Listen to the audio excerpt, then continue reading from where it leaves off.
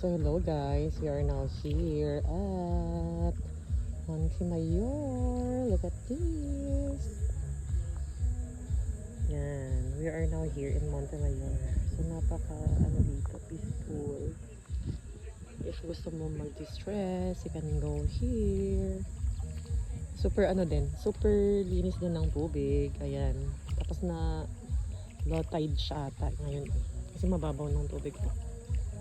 Ayan. Tapos ang kinagandahan dito, tabi-tabi yung mga beach resort. So may Paradise Villas, may Solaras Beach Resort. Ayan. So ang ganda here. So dati yung binilag ko ata nun sa sa Bolo Beach. But this time, Montemayor naman. Ayan. Sa Montemayor tayo. Tada! So marami ditong pagpipilian ng mga resort. So ayun yung mga nakikita nyo dyan yan.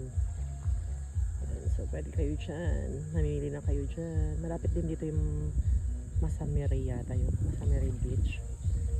So parang magkakarugtong ata tong mga to eh. So around Swal siya.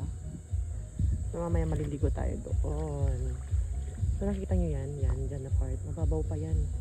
Parang nasa pa lang yan. Hanggang tuhod lang. So low tide pa siya. So ang ganda. So panigurado babalikan ko to. With my family.